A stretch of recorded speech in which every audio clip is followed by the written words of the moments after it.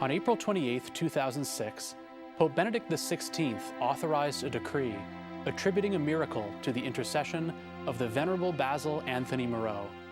The decree approved Father Moreau for beatification on September 15th of 2007, an important step in the long journey to sainthood. The message of the beatification is a simple one.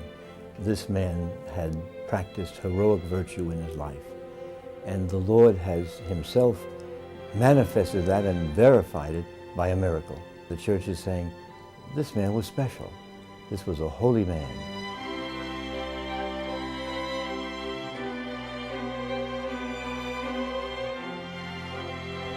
Father Moreau founded the Congregation of Holy Cross, and Holy Cross founded the University of Notre Dame. On campus today, the name of Father Basil Moreau is less well known than Soren or Hesper or even Rockney. But Moreau really set the tone for all of them. With unparalleled passion and zeal, he was the man who originally breathed life into the worldwide missions of Holy Cross, including the one that sent Father Edward Soren here to northern Indiana. He took his best man and sent him across the ocean to start a foundation in the New World. And the result of that one decision was the University of Notre Dame. So without Moreau, I'm sure there wouldn't be the University of Notre Dame we know today. Basil Moreau was born in a small farming village south of Le Mans, France in 1799, the ninth of 14 children, in the turbulent years following the French Revolution. Ordained a priest at the age of 22, Basil Moreau became a man who was not afraid to take risks. Father Moreau must have been quite a presence. People say that when they met him, they felt a gentleness, they felt a kindness, but they also felt an intensity of purpose and a formidable character. It was a dangerous time for the church, yet he became a priest. It was a dangerous time in education, yet he became a professor. But he did not run blindly into the fray. He understood the importance of common vision, unity of purpose, and trust in divine providence. In 1835, Father Moreau formed a group of auxiliary priests.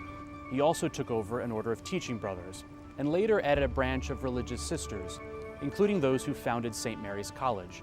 He brought them all together, working as a family. His model for the Holy Cross community was the Holy Family, group bounded in love and commitment to one another. I think that is so much of the part of the spirit of Notre Dame.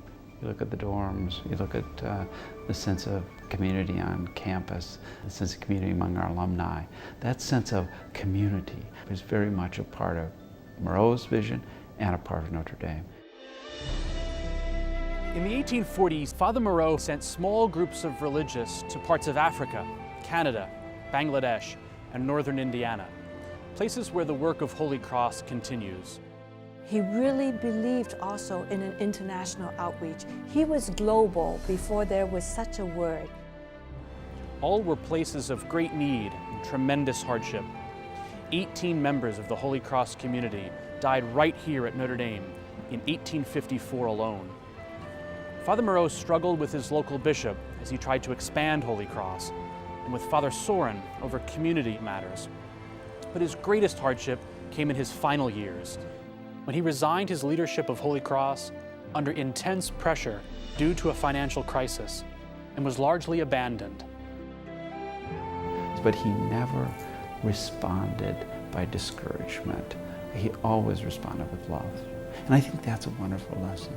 Always to respond with love, even when our life is burdensome, and even when there are frustrations, even when there's darkness, to respond with love.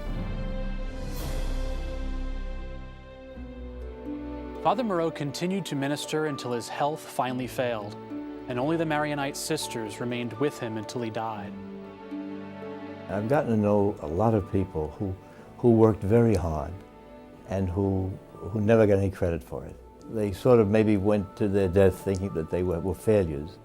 Here's a man who had almost the same thing happen to him, and yet because of his steadfastness and because he never took his eye off the final vision, he's a great example to all of us to tell us, don't worry about what happens in this life. Do what the Lord wants you to do, and you will make your mark in a way far greater than you'll ever be able to understand. What has endured then about Father Moreau's life is that he remained faithful and hopeful, even in those darkest hours.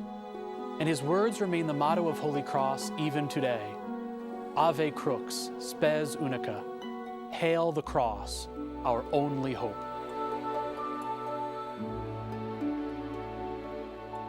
Father Moreau believed that knowledge leads the way to freedom and authentic faith. He fearlessly corresponded with intellectuals of his day.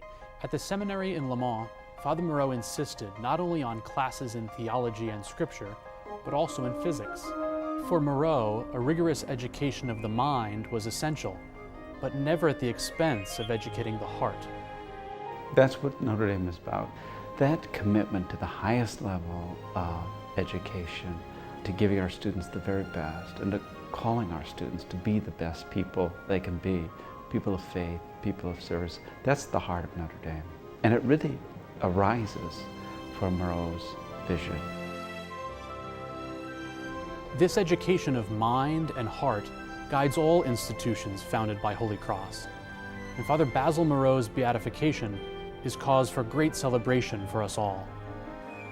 I think the impact of the beatification of Father Moreau is to remind us that each of us is called to be a saint, and that each of us, without disappointments, without limitations, but also with our passions, with our visions, we are called to do God's work. And for a modern research university, it's sort of hard to remember that there is divine intervention every day in all of our work.